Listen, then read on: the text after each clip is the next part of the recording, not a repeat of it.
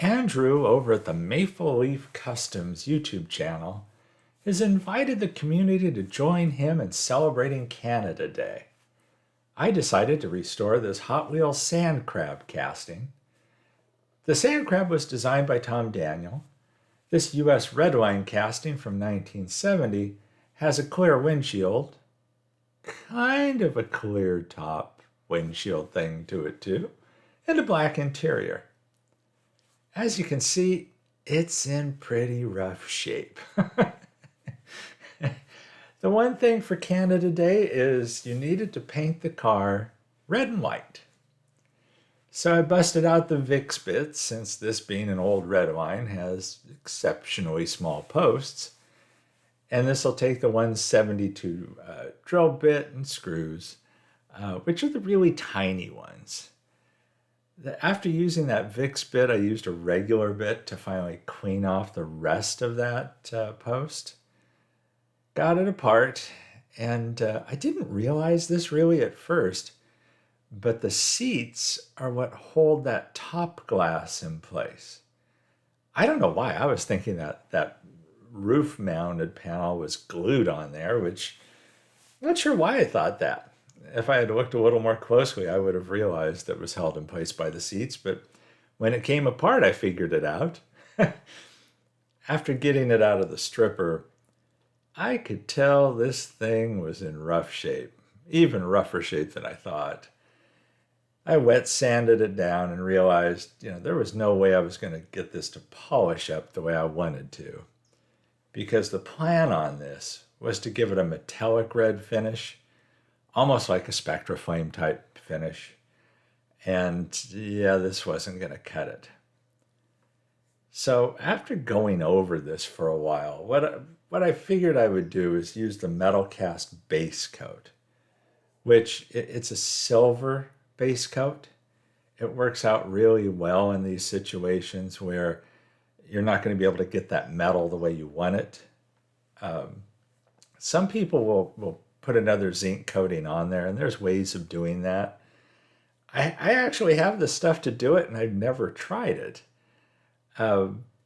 Because basically what I found in the past is using the base coat works out pretty well. Here you see me drilling those really tiny holes for the posts, or for the screws to go into the posts. And it takes a little practice, but you get the hang of it, and you drill it and tap it, and you're all set and good to go. The screws are freaking tiny though. But again, back to the base coat. It's a rattle can spray, and it's designed by Duplicolor to go under the Metalcast paints, which are what I like to use a lot of times, and I will be using on this one. And so I thought, well, I'll just go ahead and use that silver base coat. Shot it on there. It looked great. And then I went over that with the Metalcast red. And I really like the looks of it. It may not be exactly like a Spectra Flame paint job, but it's still a nice looking paint job.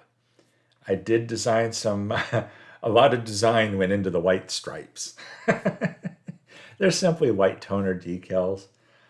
I printed up, since I was printing them up on white toner, I thought, well, let me do a bunch of different sizes. Got the size that was pretty much the width of that little scoop kind of indentation in the hood. And I wanted it to be a fat stripe. And so threw those on there.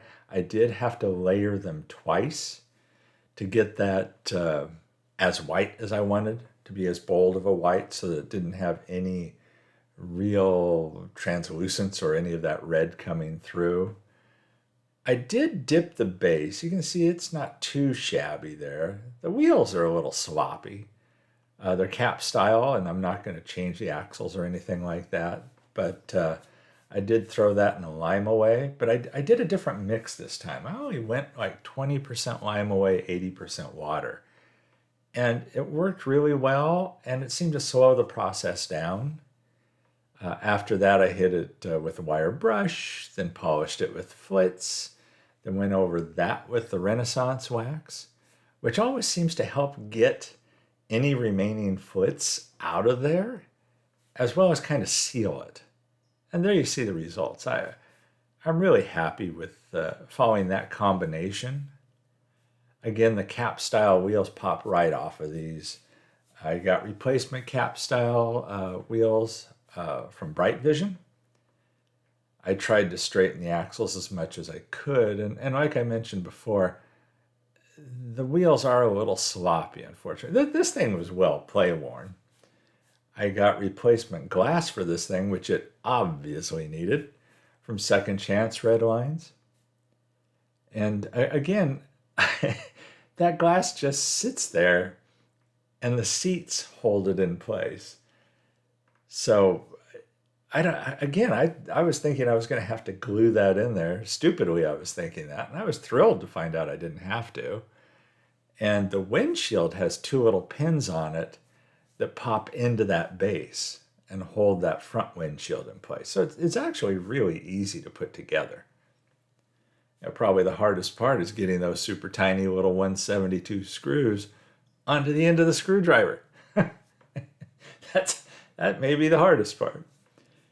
But once those are in, this thing rolls like a champ. It rolls like a Redline, which, you can't beat a Redline for the way these things roll. So I like what I had in mind for this red and white paint job actually came through in the execution. There you see where we started again, and you'll see where we ended up. Just a second. But I'd like to thank Andrew for inviting the community to join him in celebrating Canada Day. And the minute he said this invitation was open and the casting had to be red and white, I knew exactly what I wanted to do, which is kind of rare for me. I'm usually left trying to figure out what I want to do, but somehow I knew this red and this white stripe is what I wanted. I didn't want, a split stripe. I just wanted a fat white stripe going straight down the middle of the sand crab. So there you have it.